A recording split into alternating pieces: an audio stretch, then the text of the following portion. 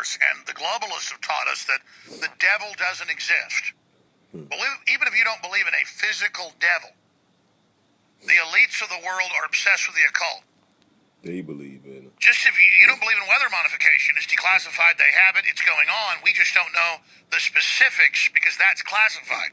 Like who they use. And I wanted to get Stan Deyo back on because he was on last week during the hurricane, or over the weekend. He's such a smart guy and a scientist and more, and also an expert on earthquakes, and has really been accurate predicting him to get into what happened in Mexico and more. But I know he's also a Christian and gets into the nature of this. And I don't mean these establishment churches that are just basically government-run operations, but a real Christian and people that are aware of the big picture. But there is a force in this universe. But to have the Washington Post go, okay, the Clintons go to voodoo rituals, and then to have Hillary go, I like voodoo, and then to have her friends say, I kill people with black magic in the news, and to have all this, what are they doing, Stan Deyo? Because in the last few years, but now in the last few months, it's all coming out as thousands of pedophiles a week get busted all over the Western world. The deputy pope, all these top Democrats, Republicans. What is going on? I know there's a war behind the scenes, but wow, StanDeyo.com is the website. What's going on?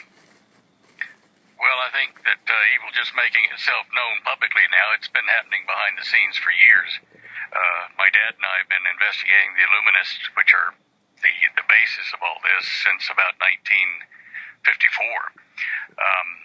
So, what we're seeing now is that they're so sure they have control of the planet that they're letting these things out openly.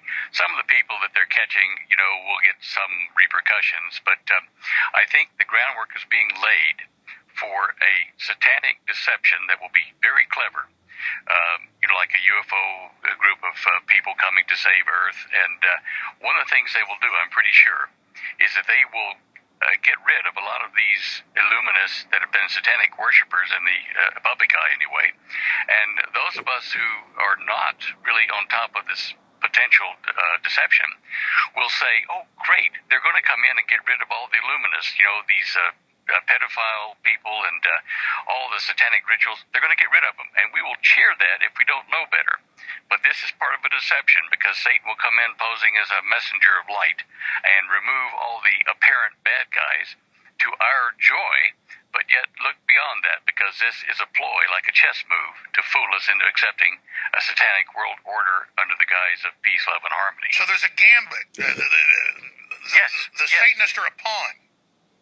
Yeah, oh, definitely. The Russian Revolution, the Communist Revolution, we saw that what happened was there were a lot of people that helped the revolution, against the Tsar and everything.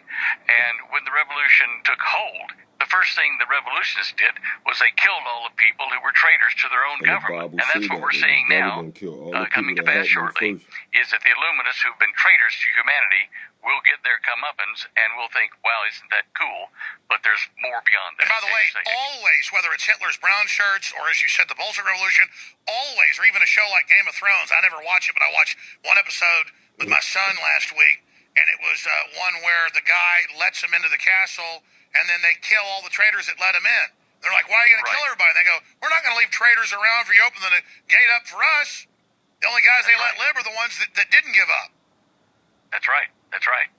Now, this is where we are right now. And I'm sitting here now, at age 72, looking at what my father taught me back in the early 50s. He was one of the leading patriotic conservatives in this country that tried to wake up America way ahead of time. I knew that. He wrote a bunch of books, didn't he? Articles? I've just seen his name in early literature I read. Yeah, he was kind of selling the books that others wrote, like Jevons, Haley, A Text Looks at Lyndon.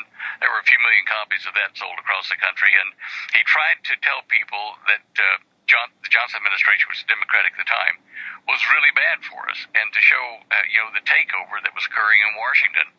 And as try as he might, we only saw about 250,000 people wake up to this. At least in our records, and that was mainly John Birch Society and stuff like that. And they painted us all with this extremist conservative brush. But I knew my dad; he was a good man and a Christian.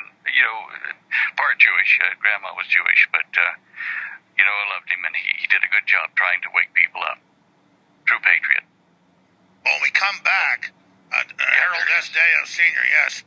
When we come back, let's talk about, since we're on this subject, let's get into the Illuminists and their larger issue, not just the weather control.